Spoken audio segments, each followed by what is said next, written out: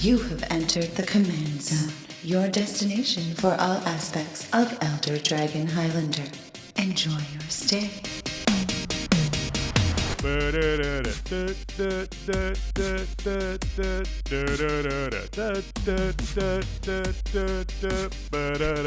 Guess who's back again. Shady's back. Tell a friend. Guess who's back? I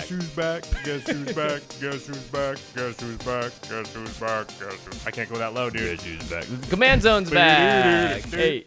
Hey, did you miss us? I hope so, because now we've returned to you in video format for those of you watching on YouTube. First time. No, wait. Not true. Second time ever. Yeah, because episode 100, which was only like 11 episodes ago, and I already forgot. Yeah, but this time we have superior audio quality, and the camera's not moving. It's very locked off and stationary. We got a sweet logo. Yeah, there are logos behind us. If you guys did not know, if you don't watch our video podcast, we are doing our very first video podcast. So Josh and I are actually speaking into a camera right now, as well as two microphones. So if you guys want to check that out, youtube.com/CommandZonePodcast. I had to not wear a hat today. Oh, so your hair would look nice? So that, yeah. Well, I decided, I guess I could wear a hat. You could. But you could do whatever you want. It might block part of the logo, though, if you weren't careful. No, we don't want to be blocking the logo. Oh, no, of course not. Wait, did we introduce ourselves? No. Oh, my gosh. Everything's gone awry. 2 weeks off has been too much. We just can't. We forgot how to do the show, and there's a camera, and it's distracting us. Yeah. How's it going, everybody? You were listening to The Command Zone. My name is Jimmy Wong. How's it? It's Josh Lee Kwai. And a lot of stuff has happened since we've been gone. Thanks for bearing with us, everybody. A ton. Yeah, we're sorry. I know a lot of people were asking, what happened to you guys? Are you still making the show? Yes, we are. I'm glad that some people Spoiler thought alert. that the sky fell down in the 2 weeks. I think we've taken the 2 week break before for Christmas and stuff, but it's been a while. Yeah, usually people have stuff to do when we take breaks, like Thanksgiving or whatever. So first cool thing that happened is we have a sponsor. That's right. This show is officially sponsored. You're not going to hear any of those weird pre-roll, mid-roll Jimmy Wong talk to you about stuff anymore, because we're both going to talk to you about our brand new sponsor, and we're so excited. Yeah, it's a great sponsor. It's one that we can really get behind. It's Card Kingdom. Card Kingdom! Woohoo! You've probably heard us talk about them before. We've mentioned them a few times. They teamed up with us a number of episodes back to sort of help out a listener that had a bunch of cards stolen. Card Kingdom is the premier spot to buy your cards online, especially, and my favorite thing about Card Kingdom, I say this every time we talk about them, they are super fast. Yeah, your order is out the door almost the same day. Yeah, I mean, I've literally had we're going to play Thursday night.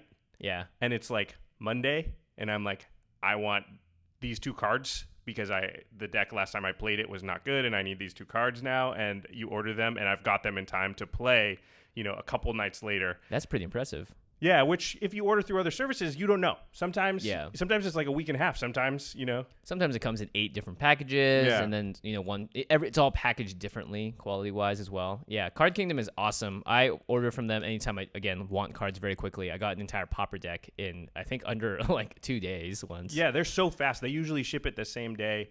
And now is a really good time to be buying singles, actually. I think Eternal Masters singles, right now, probably the best close to the lowest they're going to be. Yeah. In fact, I just ordered, no joke, a bunch of Eternal Masters singles. I'll tell you what I got. I got some foil sneak attacks. Ooh, very nice. I saw the price was a little bit lower than I thought that they would eventually end up.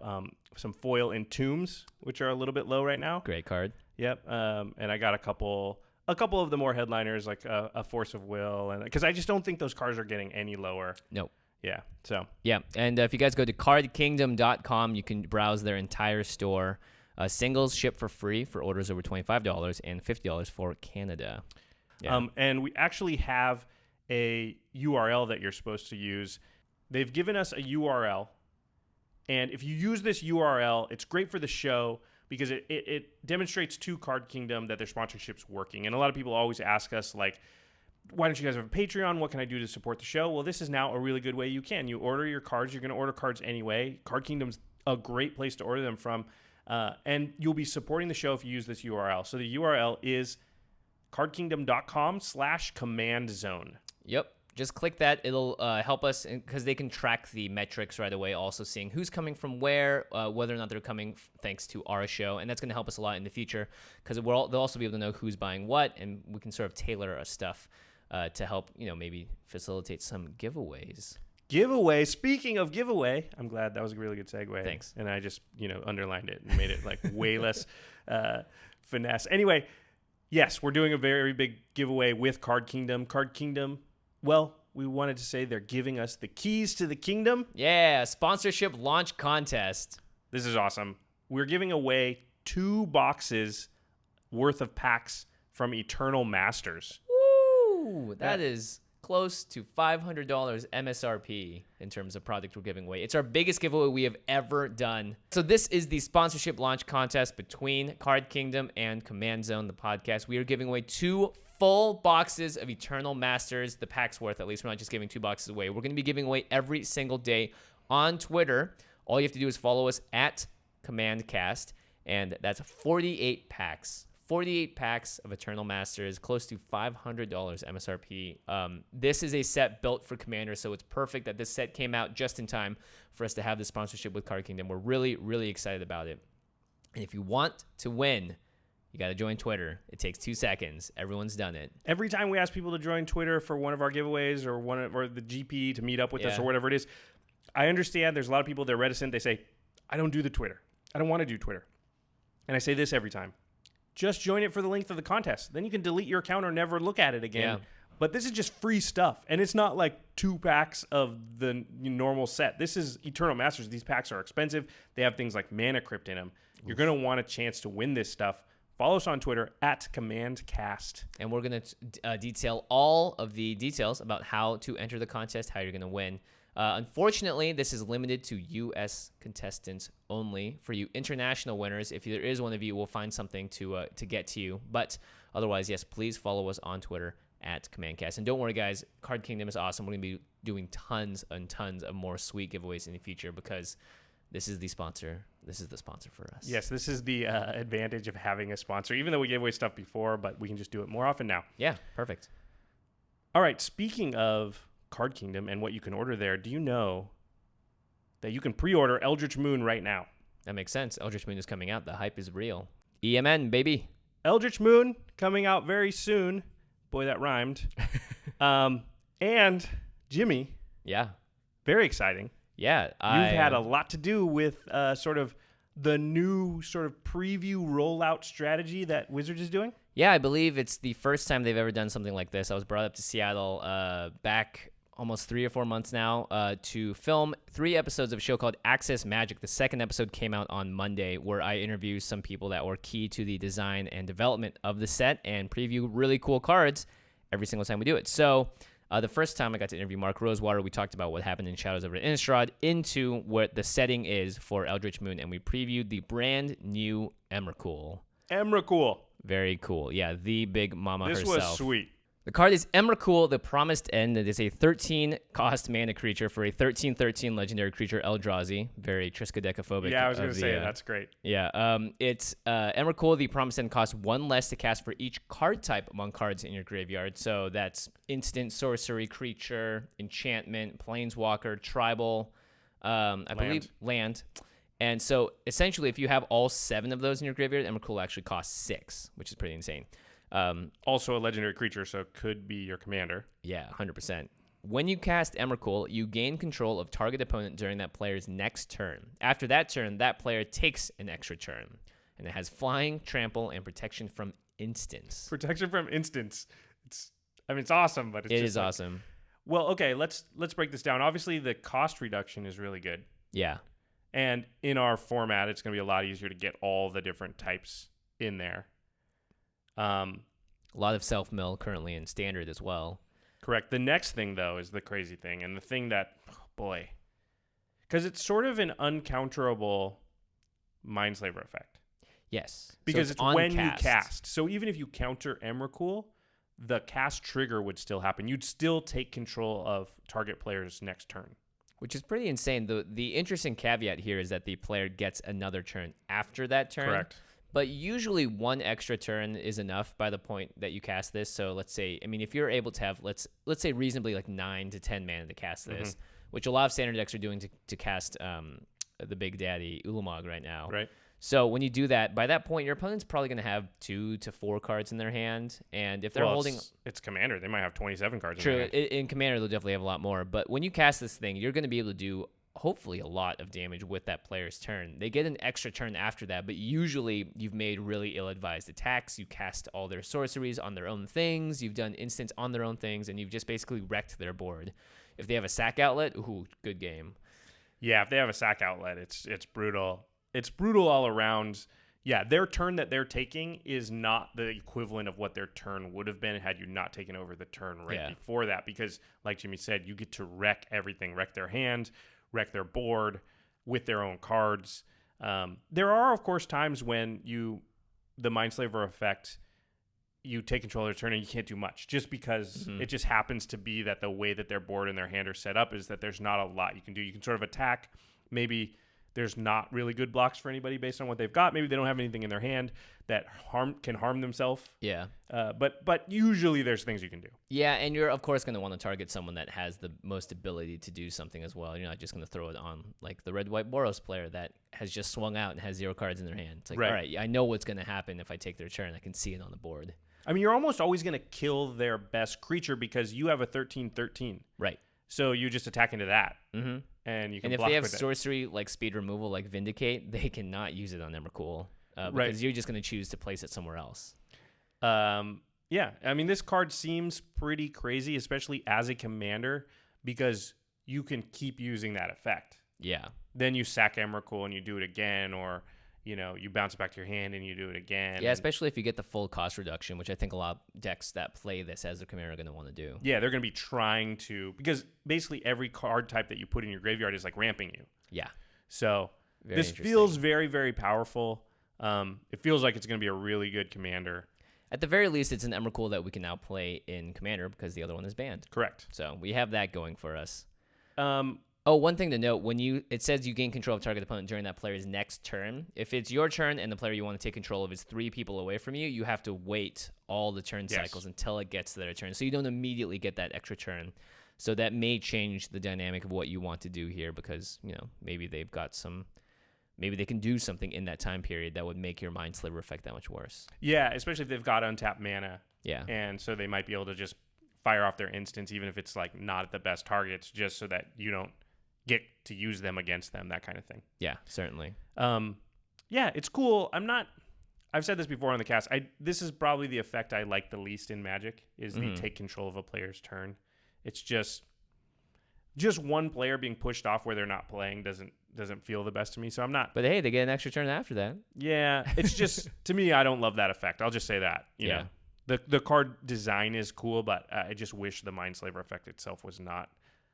One that happens in Magic in general. Yeah, and so every time it gets printed again, and I know they've got precedent to keep doing it, it's just a little bit like, gosh, that again, I don't love it. Right. I get what you mean. All right, so in the last episode of Access Magic, by the way, you guys can watch this by going to the Wizards YouTube page. Josh and I have also tweeted about it. It's everywhere. You should have seen it by now. If not, there's links, of course, everywhere. They previewed a brand new, two new cards, and these cards are absolutely insane. We're going to be talking about them later on the episode. Actually, we're going to try and brew all about it. But before then, we actually have, gosh, this is a sweet episode. Great one to come back on. We have our own preview card to give to you guys today as well. Jimmy, you're like unveiling like half the set. I don't know how this happened, but I'm pretty cool. I'm down for it. Pretty sweet. Hey, if it supports this podcast and gets us, out there a little more, then I am 100% for it. So very exciting. Well, it's really exciting. Our preview card has a lot of text on it. Yeah, it is. It's a very strange card. I've never seen a card like this before. Yeah, after we saw it and I started to think about it. It's really interesting. It'll be interesting to see. We're at this period, and it always is like this for preview cards, where like the card's not out there, so you can't like type it into EDH Rec and kind of see what other people have thought to use with the card. So it's like it's pretty cool. It kind of reminds me of the very early days of Magic, where you didn't have any sort of databases or information, and you just see a card and you'd be like, well, it's what you can think of to use with it.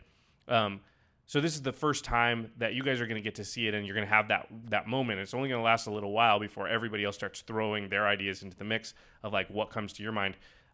The card is called Soul Separator. Soul Separator. and the name is perfect. So I'm going to let you go ahead and read it, Jimmy. Okay, cool. It's a 3-drop artifact. It's a rare. You can pay 5 mana and tap it to sacrifice Soul Separator. Exile target creature card from your graveyard. Put a token onto the battlefield that's a copy of that card, except it's a 1/1. It's a spirit in addition to its other types, and it has flying.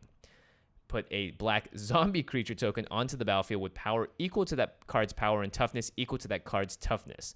So you activate the Soul Separator targeting a creature card in your graveyard, and you get 2 cards out of it. One is a 1/1 spirit with flying in addition to whatever creature types it is, and it's a complete copy of the text of the card.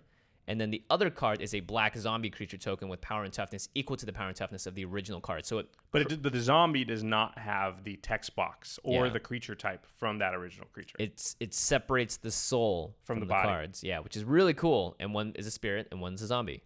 Yep, it's really interesting to think about. So let's just take a card, for example. Let's take Prodigal Sorcerer, one of the show's favorite cards. Yep. So if that's in your graveyard and you soul separated it, what you would get is a 1/1 flyer that taps to do 1 damage and a 1/1 zombie, because Prodigal Sorcerer is a 1/1. Yep. If you did this to something like an Ulamog's Crusher, you would get a 1/1 flying spirit creature token with Annihilator on it, and then you would also just get an 8/8, which is very strange. That you would have a flyer with Annihilator. I think that's hilarious. Like a 1/1 spirit with Annihilator 2.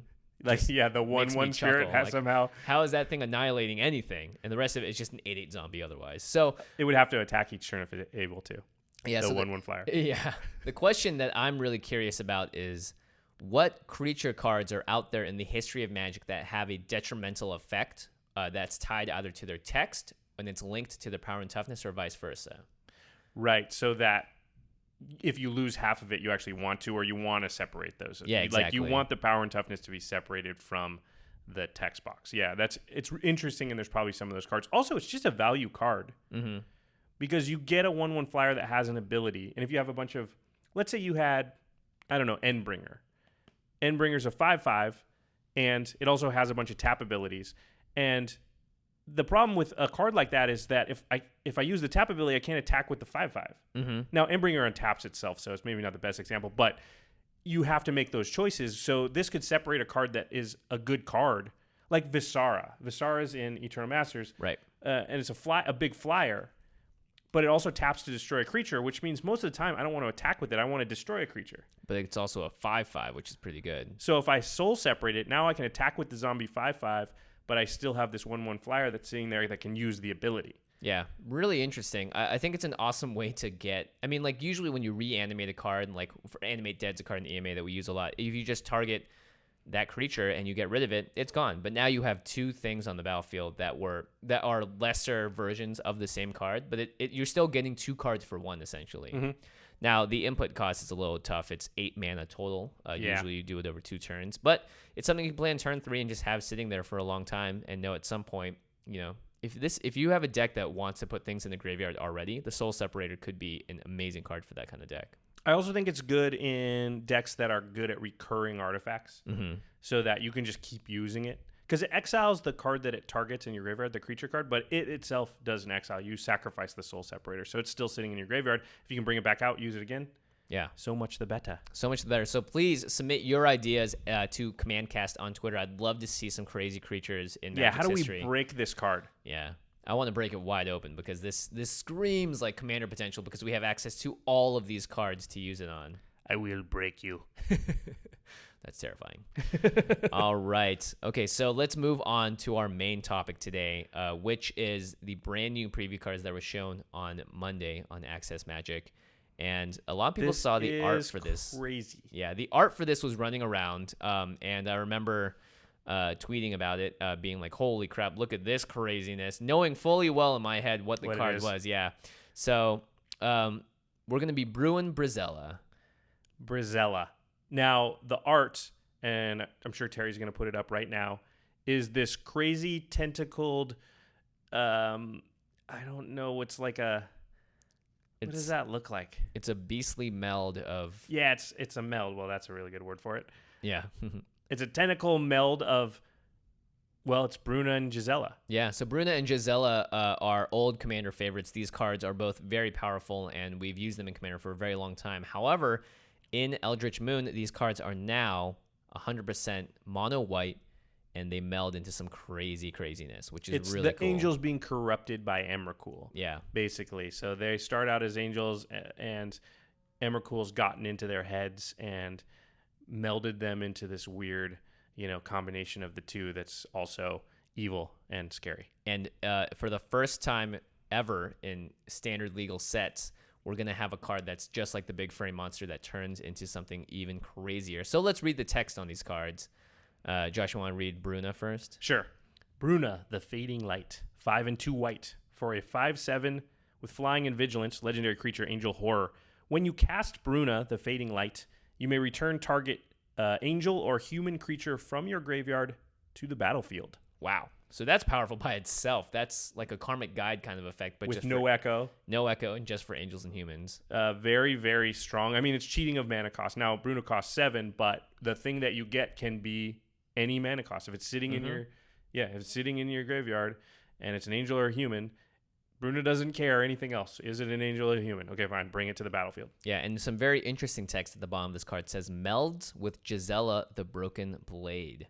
So Gisela the Broken Blade is a 2 white 4/3 flying first strike lifelink legendary creature angel horror. Okay, you could just stop right 4 mana, there. 4/3 flying first strike lifelink. That's insane by itself. That card is incredible.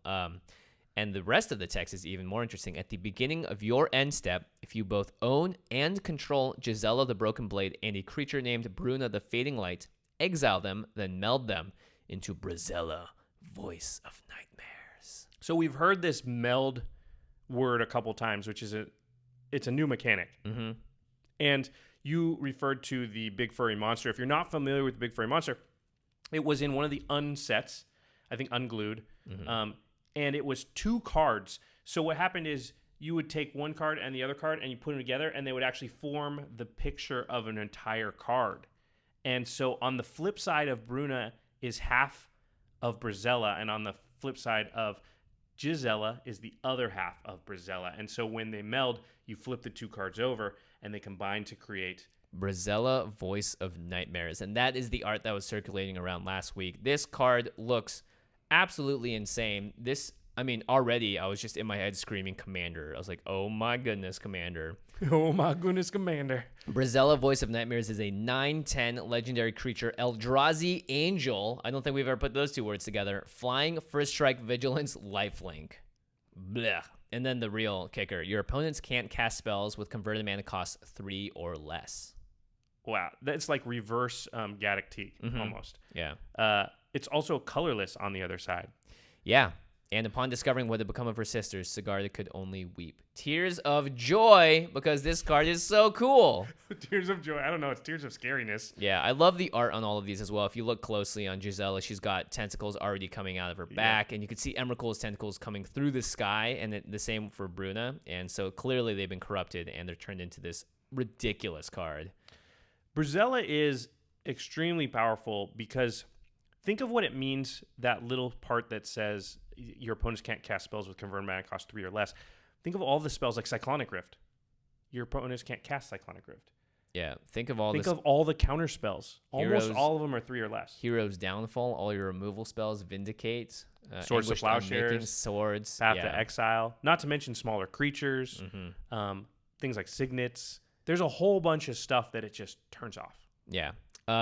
Interestingly enough, these cards, they very much work with each other. If you play Gisela, and then if you play Bruna, if Gisela somehow dies, you get Gisela back because it is an angel/human. In this case, it's an angel horror. So these cards want to meld together, and it's great. You have both of them, and then when they're melding, you turn them upside down, and it's like whoop. The sound effects are the best part. Yeah, for the video watchers, that's definitely for you guys. Very exciting though. So interesting. It's mono white. That changes things quite a bit. Yeah, we were talking about, so we're going to talk about some ways we might build decks with Brisela in mind. And you and I were chatting about it, getting ready for the show, and you were saying how a lot of the cards you wanted were in other colors. Yes, especially if it's stuff like, look, you want to have, my ideal thing is like, cool, toss Gisela in the graveyard, cast Bruna, you've got the combo going. You don't need to have 2 pieces surviving for an extra amount of time. You can do it all in one turn. So you want black so you can get Entomb, so you can get Gisela into the graveyard, and then... You want green for creature tutors. Yeah, that makes sense. And it's funny because you're going in the direction that I would normally go in, right? Because I made the 5-color Marchesa deck or the Necrostar. But then, of course, I came up with a bunch of ideas if you just put Bruna at the helm, and then, tried to make the deck work with Bruna as a commander, because I do think Bruna is actually a fairly decent commander, because that ability is so powerful. If you have a lot of humans and you have a lot of angels, then you're cheating stuff into play, and Bruna's pretty good even without the Brisela thing. And then if you can pull off the Brisela thing, it's even better. Yeah, and mono white is typically seen as one of the worst, if not the worst, monocolored deck. So it's very interesting because you're already restricting yourself power level wise, but I'm really, really interested to see how this will work. And how you would build this in a way that stays true to keeping one of these angels sort of as your commander. And of course, if you want to put in more colors and brew with that, absolutely go for it. Sigarda obviously is mentioned on the flavor text of Brisela, so I think that would be a fine commander as well. From a Vorthos perspective. Yeah, exactly. Yeah, I do think if you're adding more colors, then you definitely want green and you probably want black. Yep. And you probably don't need blue and red. So what do you mean you don't need blue and red? I mean, you could do it, obviously. But why would Wait, you... how we change bodies here? Why am I defending the not 5-color and you're talking about 5-color? Why would you play a deck without blue and red, though? I'm so confused. Who are you? Yeah, what's going on here? Okay, let's talk about some of the cards. So, some things that immediately come to mind, right?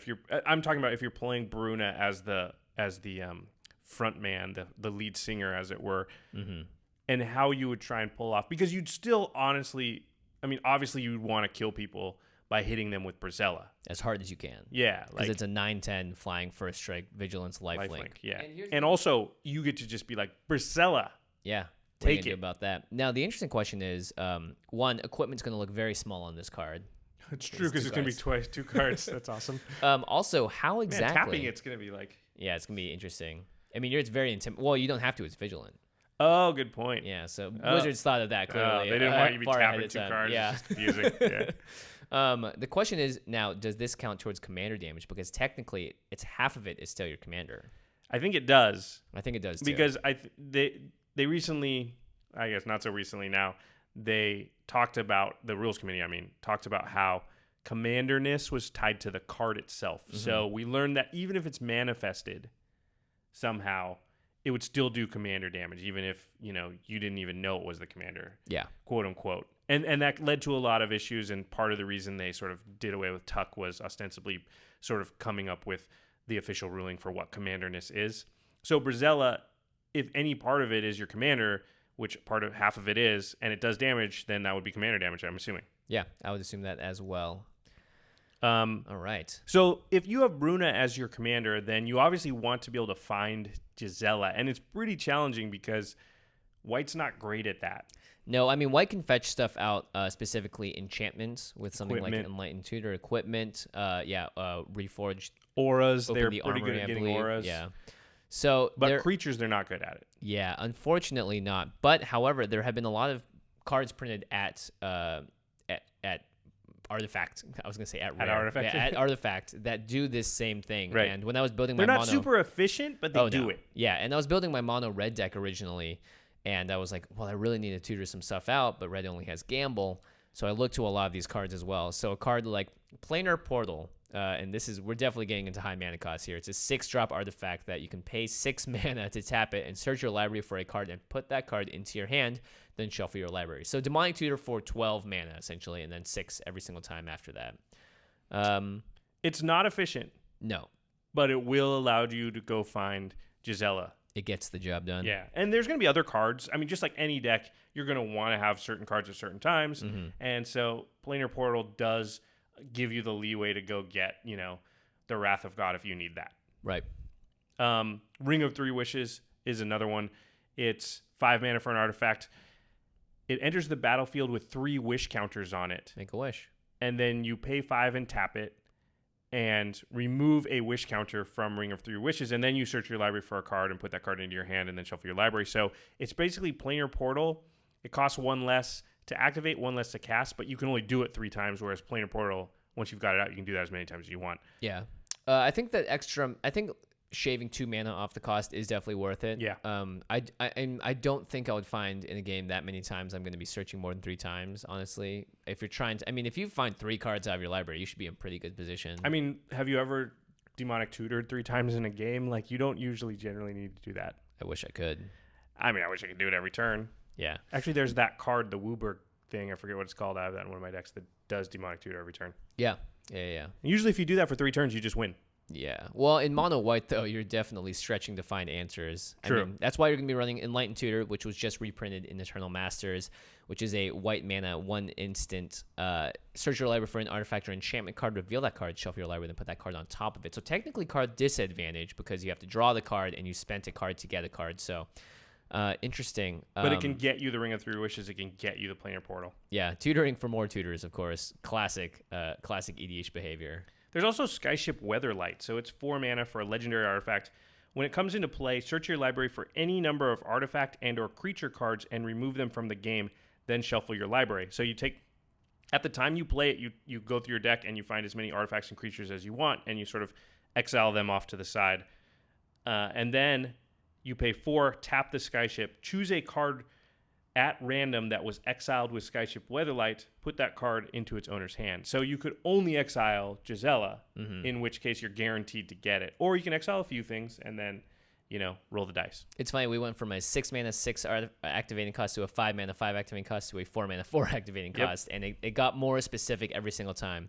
But Skyship will 100% get you the card you want if you have 8 mana and you're only getting one thing with it. But now, the sort of risk is if you play it out on 4 and then exile Gisela and then somebody destroys your Skyship Weatherlight, well, Gisela's in exile now. Yeah, she's gone. She's not your commander, and she will not be returning to the command zone. So you are taking on some risk by doing that. Like you said, if you play it when you have 8 mana available, it's a lot safer. Yeah.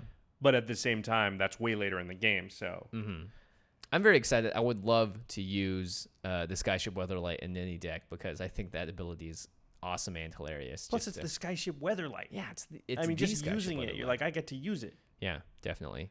You've also got Sentinel Flute, which is a 5-drop artifact. You can pay X to tap it. Search your library for a creature card with converted mana cost X or less. Put it into your hand, then shuffle your library. So Gisela, in this case, is a 4-drop. So this actually is a 5 mana for a 4 cost tutor for a creature card. And this is actually great. I think Sentinel Flute is really awesome because you can find a lot of stuff with this. Especially, it's much more toolboxy for a cheaper cost because you can do it for 1 to get Mother of Runes out. You can do it for 2 to get any number of 2-drops out. So I like this a lot, actually. Yeah, I think that's probably the best one of all of them. Yeah. And it's not as versatile because you have to go get a creature card. So once you have Gisela, or if you don't need Gisela, it's not as good. But for Gisela specifically, it's great. So we're speaking about that problem of if Gisela gets exiled, it can sort of ruin your whole plan of Brisela ever becoming a thing and smashing people in the face. So one card I would definitely think about including is Pull from Eternity. It's 1 white mana for an instant. It says put target face-up exiled card into its owner's graveyard. So if any card's been exiled, you can actually bring it back into the game. It's going to go into the graveyard. But if you'll recall, being in the graveyard's great because Bruna, you just cast Bruna and it brings Gisela back out of the graveyard into play. So. Yep, and there's also, of course, Karmic Guide does a similar thing of taking it combos with Pull from Eternity. Karmic Guide, Resurrection, Breath of Life, all of these cards grab a creature card out of your library, out of your graveyard, and put it onto the battlefield, which is great. And Karmic Guide's also an angel, so you can you can string it, you can chain it with Bruna. So you cast Bruna, bring Karmic Guide out, then bring something else out, and you just sort of get an extra card out of that. Also, so much value. With Karmic Guide in play, you could actually bring back creatures that weren't angels or humans, because Karmic Guide goes to the graveyard. Now you play Bruna, bring Karmic Guide into play, then Karmic Guide can bring Sun Titan into play, or Revelark, or Elish Norn. Yeah, some of these creatures that Bruna couldn't get. Out of control with that. Yeah. So another card I really like that you put on here is Faith's Reward. You have this in your Shadowborn Apostles deck, right? Yeah. Yeah, this card, when it works, it just blows people out. People never see this card coming in. Yeah. 3 and a white instant, return to the battlefield all permanent cards in your graveyard that were put there from the battlefield this turn. So if someone blows something like a Nevinriel's Disc, if you even destroy your own Nev's Disc, Faith's Reward brings all of those permanents back, not just non-land permanents, every single permanent that got in there. So this is an awesome card for both. You can control the board with it when you can play this on yourself, and you can also save your board from it, because when you get Brisela out, someone's probably going to want to be board wiping soon. Yeah, which is a really, really scary thing, because once you've done all the work of getting Brisela out and all they have to do is like one board wipe, but now all of a sudden, if you've got 4 mana up, boom, they just come right back out. Yeah. Like you said, it's also really good with board wipes, which you're going to play some because you're in white. Yep. Oh yeah, the next thing I put down was some protection. So it's basically, if you're going to try and do the Brisela thing, it's basically a Voltron deck, right? Mm-hmm. So Voltron decks are trying to suit up one creature with a lot of stuff and just hit you with one big creature. But Brisela's just got that additional step of you have to find Gisela first. Yeah, you have to wait to your end step to have it transform, and then you get to go to combat with it. So there's a lot of steps to get Brisela out there. So you're going to need some stuff like Darksteel Plate, which will give the equipped creature indestructible. Lightning Greaves, which gives it haste and gives it Shroud. Yeah. Fire Shrieker's another one I put on there, because you're going to be lucky if you hit somebody with Brisela, let's be honest. Yeah. So I don't want to have to hit them a bunch of times. I want it to be like, and then I hit you. Yeah. You're gone. You're KO'd. Next person. You want cards like Spectral Ward, which you just toss on any creature, gives it +2/+2 and protection from all colors. So this with Fire Shrieker means that it's going to be an 11, 12, and one hit kills anyone. And it has protection from all colors, so it cannot. It's just really hard to deal with. Very hard to block, unless you have like a artifact flyer. Ornithopter gets around that. Man, Ornithopter's so good. Wait, no, not that good. And then I was thinking, like, you're going to want the deck to function while you're waiting to sort of figure out how you're going to get Gisela or hope you draw or whatever. And obviously, we're not going to talk about the ramp. You're going to use a lot of mana rocks because it's white. Mm-hmm. Card draw, we know that's a thing. You're going to use the Mind's Eye and the artifact card draw, and maybe even Mentor for the Meeks and Bygone Bishops and whatever else you can figure out. But you're also, I think, at the base, this deck is a reanimation style flicker deck. Mm-hmm. So you're going to want to have cards that you want to reanimate and have some effect when they enter the battlefield. And then you're also going to want to be able to flicker them. And you've got things like Eldrazi Displacer. Eldrazi Displacer with Bruna is really good, because you flicker Bruna and bring something out of your graveyard. Mm-hmm. So Eldrazi Displacer, if we'll recall, was the white Eldrazi from Battle for Zendikar that costs 2 and a white for a 3/3. It has Devoid. You pay 2 and a diamond mana, 2 and a colorless. Exile another target creature, then return it to the battlefield tapped under its owner's control. So it can't flicker itself, but other than that, it's kind of a Deadeye Navigator. Yeah, not to mention you can swing with Bruna and then do this, because she has Vigilance, so she won't be tapping, and then swing it, bring her in back. You don't need to do this in your first main phase. You can protect her with it because, if they go to pinpoint removal, flicker it out the way, but also just get that trigger of returning something from the graveyard, a human or angel, to the battlefield. And that's a super powerful effect, because that can give you 10 mana worth of creature sometimes, or 8 mana worth of creature. Notably, if you do this to Brisela, I believe it's going to flicker both sides of her back to normal. Yeah. But then at the end step, they should meld, right? Yeah, it's only your end step, though, so you have to wait till then. Interesting. Yeah, so it's definitely very specific. Displacer can individually protect Gisela and Bruna, but once it becomes Brisela, it's a single creature, so flickering it once, I believe, both those cards come back tapped under its owner's control. Now, if I'm wrong about this, who knows, but I'm pretty sure they come back untransformed. This is another another danger of speaking of a card before we're allowed to talk to judges about it, with especially a mechanic like Meld that we've never really seen before, so I'm not exactly 100% sure how that works. Yeah. But I think you're right. Yep. All right. There's also cards like Ghostly Flicker. Again, the Flicker ward is in there. Unfortunately, Ghostly Flicker's blue. Ghost Away. Ghost Away. Yeah, Ghost Away. I wrote it down wrong. Ghostway, I find this card actually to be very powerful as well. Every time I see this get played, it always blows out someone. It's 2 and a white for an instant. Remove each creature you control. Return those cards to the battlefield under their owner's control at the beginning of the next end step. It's actually very similar to Eerie Interlude, which is a card that...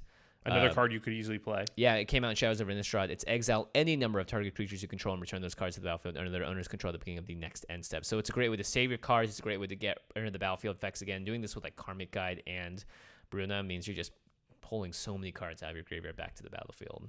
And there's cards like Avacyn, the original Avacyn, gives all your stuff indestructible, which is something you want to do in a Voltron deck because you want to be indestructible. There's all cards like, actually the new Avacyn would sort of work too. It is white red though. Just until the end of turn. Oh yeah, you're right. You can't do that. It's white red. It has the other side. That's why Brisela's crazy, because the other side has no color. It's just colorless. Pure colorless. Yeah. And Eldrazi Angel, my favorite kind.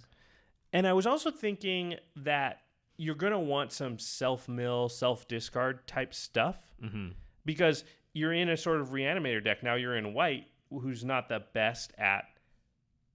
White's okay at reanimating things, not the best, but okay. But they're not the best at like taking cards in their hand and putting them in the graveyard or milling themselves. I mean, you could go like Millstone or something. That's not very efficient, and it's just gonna be like you're gonna have to get lucky. Yeah. But Grimoire of the Dead is a card I would think about playing. It's 4 mana for an artifact, legendary artifact. You pay 1, tap the Grimoire, and discard a card, and then you put a study counter on it. Listen, there's more text on the card, and I will read it, but that's what you want to do. Yeah. You don't care about anything else. You just want to be like, because think about this. If I ramp a couple and I can cast Bruna on, let's say, turn 5 or 6, well, if I can just discard Avacyn, original Avacyn, because not the red one. Or Gisela, or shoot any angel or human. That's awesome because they're going to be awesome because they're in your deck. Then I can play Brune out and just also get like 8 mana worth of free angel with it. Yeah. But I just had to figure out some way to get that angel to the graveyard, in beforehand. White, notably. So artifacts are your friend here because you can't just entomb it and just be happy with it because you're mono white. Right. It will have to be in your hand. Yeah. But there are some cards. This is one of them. There are a few others that allow you to discard a card. Yeah. And you could think about some self-mill. I don't know. Maybe that is the right way to go. I'm not really sure. Yeah, it's interesting. I think you want a little mix of both of it. I mean, if you're going to do that, then you're really going to want to focus on the white reanimator effects. You're going to want to focus on cards that have flashback potentially, right, or retrace, any sort of that. And the other part of Grimoire of the Dead is you can tap it to remove 3 study counters from it and sack it, and you put all creature cards from all graveyards onto the battlefield under your control. They're black zombies in addition to their other colors and types. So a little out of flavor, considering they're zombies and not Eldrazi. But hey, that's actually a very powerful effect. It's a super powerful effect. So even later on in the game, you could maybe just get a huge army of zombies stuff. Yeah. And run everybody over that way. Yeah, I like this card. Yeah, I like it a lot. I agree, though. I think you're going to want to have at least a little bit of self-mill / discard in your deck. And, of course, ramp. You got to ramp in mono white if you're going to play this deck successfully because you need to have all the help you can get, honestly. Yeah, I mean, you want the Talisman, you want the Worn Power Stones, you want the Thran Dynamos, you want the Gilded Lotuses, you even want like the, what is it, like the medallions or whatever they say, like all white Pearl spells medallion, cost 1 less and that kind of stuff. White's just going to need it. They don't have Rampant Growths and, they don't have Mana Dorks and they don't have all this awesome stuff. And the problem with that, and the scary part about that, is that a Vandal Blast or a Shatterstorm or a Destroy All Artifacts just like ruins your whole day. Yeah, that's why you need Faith's Reward. That's why you need, or something that gives all your stuff indestructible until end of turn, or something that blinks all your stuff out, or you just need to be prepared because there's probably going to be at some point somebody's going to Vandal Blast, and for everybody else that's like mildly annoying, but for you it gets rid of half your mana. Yeah, which is not a good place to be. Not a good feeling. Yeah, you're also going to want to play cards like Land Tax, Knight of the White Orchid, just ways to get extra lands on the battlefield any way you can. Yep. Yeah, I put what really sucks for you is Tuck / Bounce. Oh, gosh. Because those are just 2 effects that White's just doesn't really have an answer to. Tuck is awful if you spend so much mana getting a creature into your hand and then playing it, and they're like, tuck it, shuffle it, oblation. Like, no! Yeah, and because Gisela is not your commander, you can't just put it in the command zone. That's going to be a thing that's going to be really scary. You're going to want sack outlets to get around some of that stuff. Yeah, and sack outlets can also be mana generators. White is a token color, so that's a great way to ramp as well as an Ashnod's Altar and a bunch of 1/1s. Yeah, that's a really good point. Yeah, so I think this deck can definitely be built.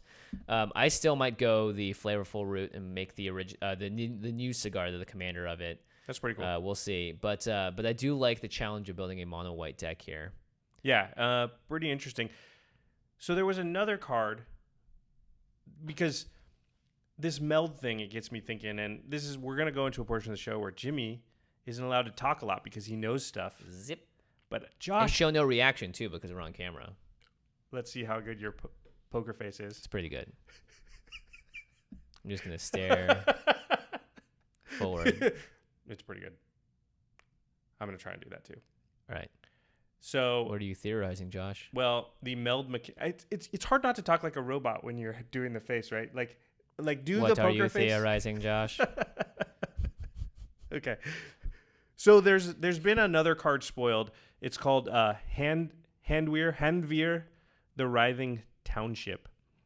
It's the backside of a Meld card, I think.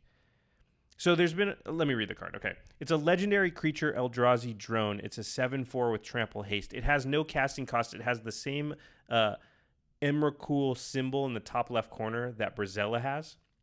It says, whenever Handveer the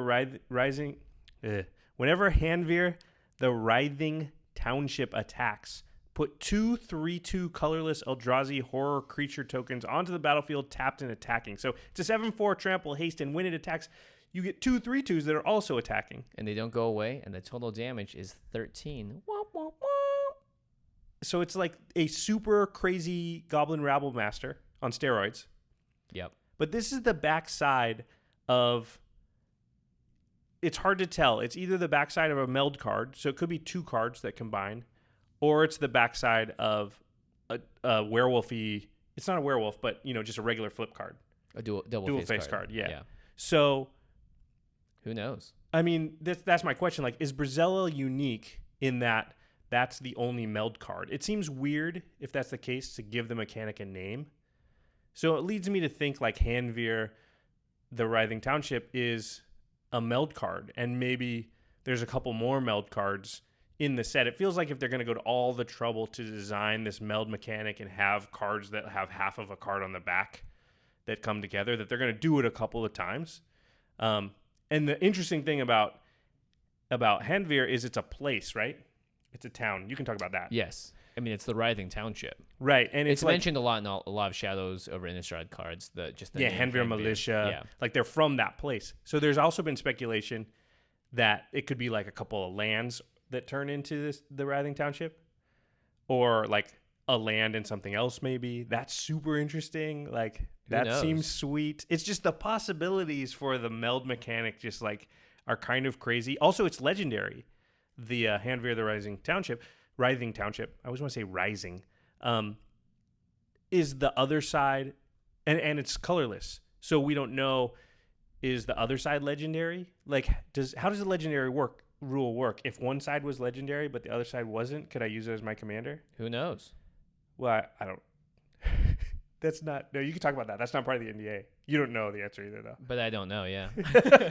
I would assume that if Handwear was a double face card and the other side did not say legendary on it, I don't think you could play it, because it'd be similar to Westvale Abbey, which is not legendary on one side, but the creature on the other side is. Ormondal is legendary. But you can't play Ormondal. Yeah, that's a really good point. So Ormondal cannot be your commander. But and Handwear is a name of a full-on city. It is a unique place. So if the other side, if this is a double face card, I don't know if it's a Meld card or not. Who knows?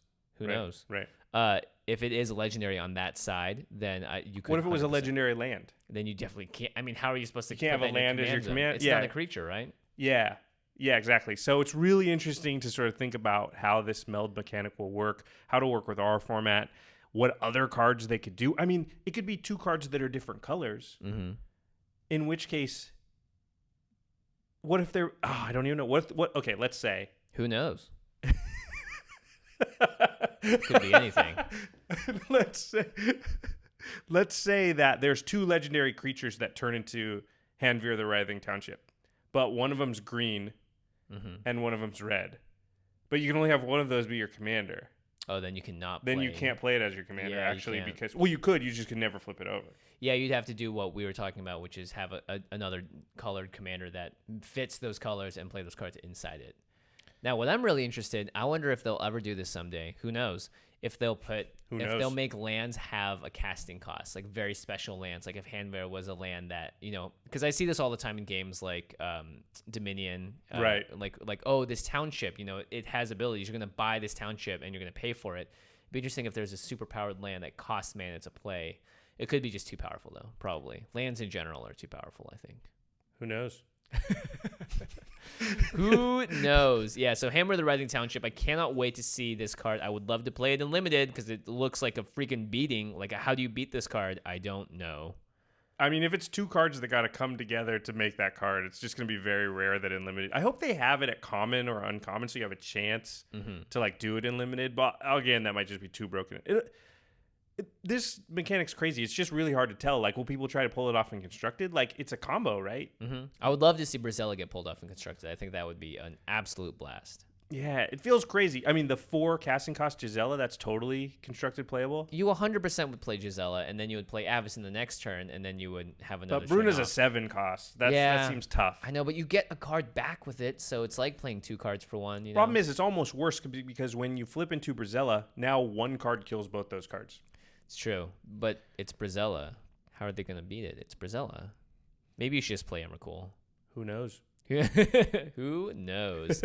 Also worth mentioning, and we're going to have a set review for Eldritch Moon as well when the full set is spoiled, but Ulrich of the Krallen Horde, we finally have the legendary werewolf creature that people have been asking for a billion sets, I swear. Oh, yeah. They were really complaining when it didn't exist in Shadows. Yeah, exactly. So we have it now. We'll talk about it in our set review a little bit more, probably. It's not, I don't think, the werewolf commander everybody was hoping for, but it is a werewolf commander. Yeah. I mean, honestly, look, there will probably be more in the future. Hey, there may even be another one in the set itself. Who knows? Who knows? But Ulrich of the Krallen Horde is a great start, at least, to get a werewolf commander if you guys wanted to make werewolf EDH decks. Let's read it really quick, because if you're watching the video, you're seeing it, but if you're driving and listening, then we might as well read it. It's 3, a green, and a red for a legendary creature, human werewolf. It's a 4/4. Whenever this creature enters the battlefield or transforms into Ulrich of the Krallen Horde, target creature gets +4/+4 until end of turn. And then at the beginning of each upkeep, the normal werewolf clause, if no spells were cast last turn, transform Ulrich into... Go ahead. Ulrich Uncontested Alpha. It's a 6/6 legendary creature werewolf, no longer a human. Whenever this creature transforms into Ulrich Uncontested Alpha, you may have it fight target non-werewolf creature you don't control. And the other is standard werewolf clause. At the beginning of each upkeep, if a player casts 2 or more spells last turn, transform Ulrich Uncontested Alpha. So I actually think this is more powerful than people give it credit for, because this is going to be transforming back and forth in an EDH game a bunch. There are going to be a lot of times when someone's playing a Mizzix deck and we'll just go, pass turn, transform into Ulrich, murder something. Yeah, because it just, anything with less than 6 toughness, it just kills. Mm-hmm. And then it also is a giant growth when you play it. Yeah. Think of it in like a Xenagod deck, because it can give itself the +4/+4. It can give anything on the board. So if it's someone else's turn and it transforms and it's like, hey, you want one of your guys to be +4/+4? Yeah. Here you go. There you go. But it can give it to itself, so it's an 8/8 for 5 mana that Xenagos then doubles its power and toughness and gives it haste, right? So it's pretty. Or if you already had a creature, it just gives that +4/+4, and then you're off. Yeah, it'll be interesting to see. I think people were disappointed that there's no text on Ulrich that says like all your werewolves get +1/+1, right. or a lord, or your werewolves can't turn back to their human side, or that's. I think those are the types of effects people were hoping for, because werewolves are really tough in Commander because it's so easy to flip them, because people have so many more cards and the games go so late that, you know, if I want to play 2 spells, I usually can. Whereas in normal constructed formats, it's because there's so many players, they can collude to control your werewolf. Yeah. Whereas in 1-on-1, it's a lot harder to do that, because can I play 2 spells? I can't ask my other opponent of that guy to help me out. Right. So. Yeah, I mean, I personally like this a lot. I just think because it has an enter the battlefield ability when it flips both ways, that's going to be fun, just because it's a lot more interactivity. So it's definitely cool. Yeah, it's definitely cool. All right, time for To the Listeners. Actually, I want to add to this one too. So, to the listeners, what we have written down is, what are your cool ideas for Brisela? Voice of Nightmares.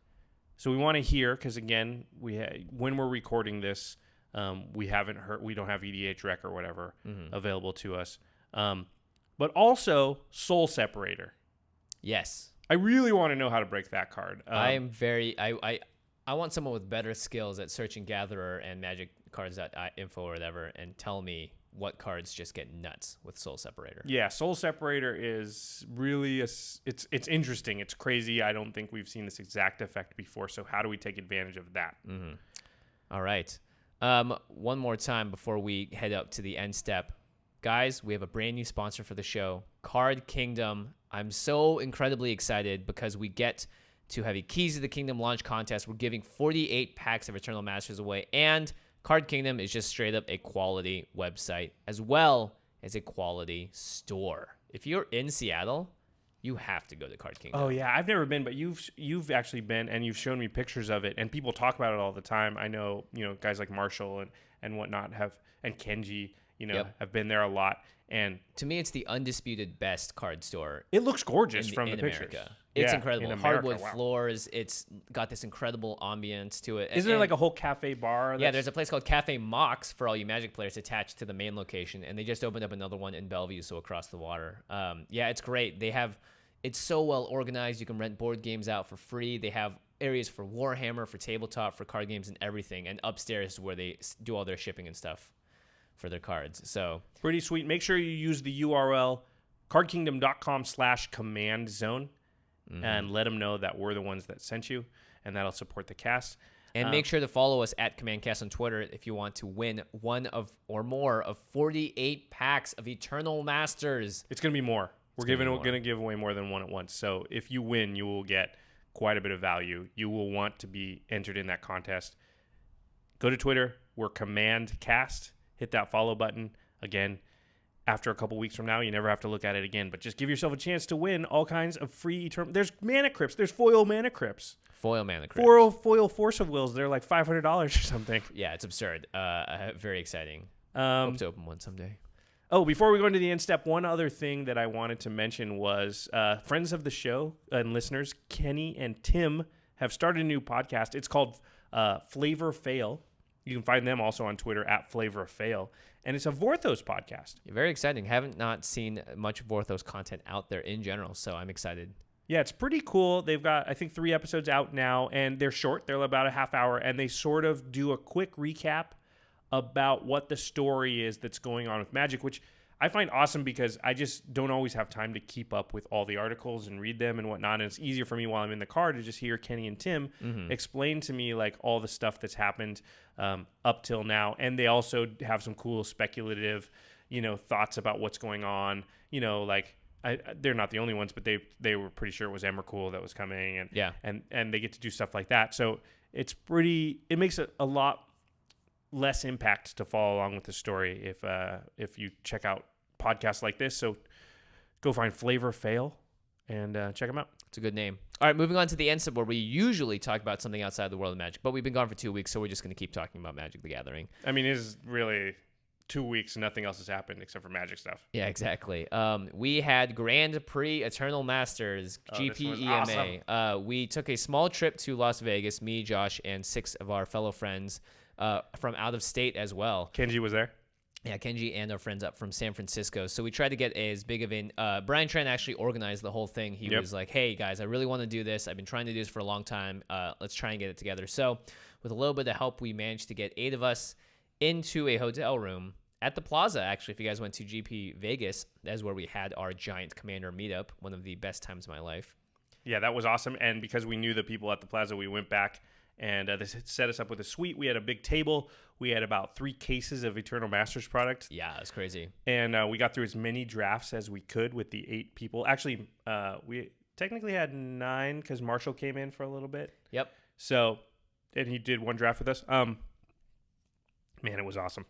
Yeah, it was awesome. It was really great to just play a lot of Eternal Masters. And we all had bought a box. So the whole thing was like, look, we all have bought a box. We're going to draft it and not rare draft it. That way we can have a pure drafting experience.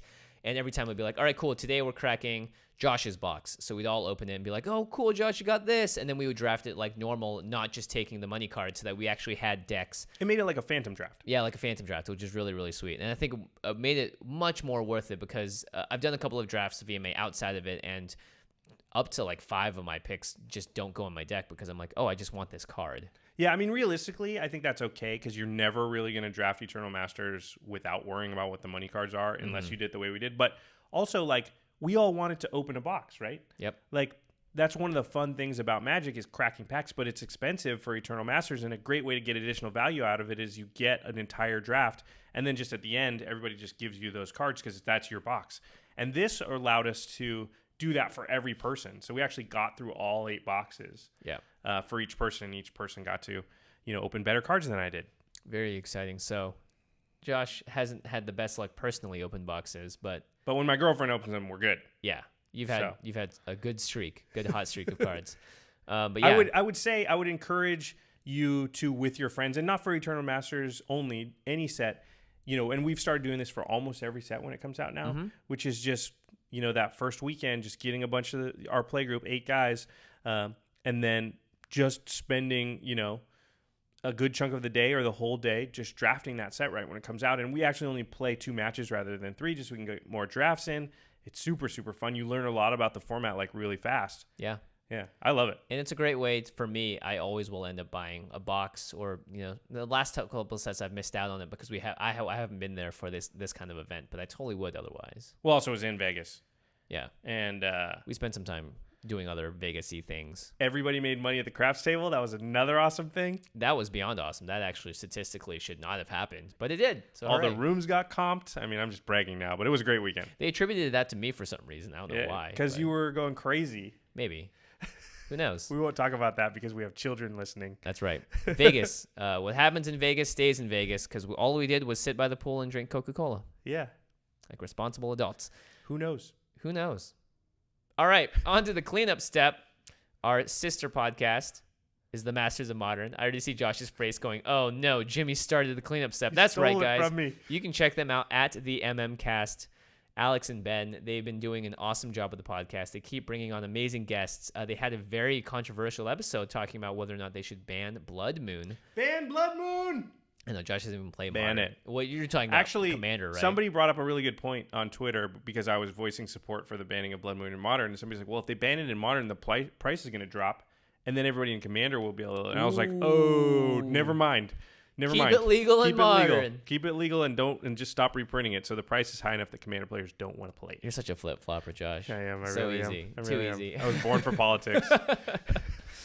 Yeah, so make sure you guys check them out. They are a sister podcast. They talk about Modern. If you guys are interested in that format or just about learning how to play more competitively in general, they have awesome shows. So check them out, rocketjump.com/theMMcast or at theMMcast on Twitter. Our editor is Terry Robertson. Special thanks to Geoffrey Palmer for the Living Cards animations. If you're watching this video, you're seeing our faces. You also saw the awesome Soul Ring animation that Geoffrey did specifically for our show. He's great. He's everywhere. Check him out at Living Cards MTG. And kudos for Terry for editing the first ever video podcast of us. I'm assuming it went off without a hitch. Without a single hitch. With no hitches. Congratulations. All right, everybody. Thanks for listening. And we will see you next time. Peace.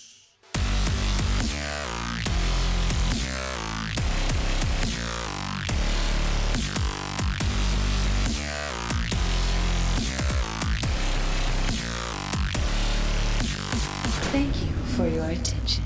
For further inquiries, send an email to commandcast@rocketjump.com or ask us on Twitter at JFWong and at Josh Lee Kwai.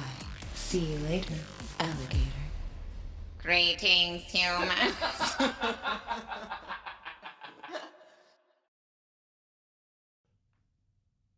got to do the hand thing because they can see me. Oh, yeah. We end up doing it no matter what. We do it. Yeah, just people don't see it. I like how you threw it that one. Peace. I used to do that in high school. Wow. It's really stupid. Don't recommend it. I don't know why people are still listening. Peace. Peace.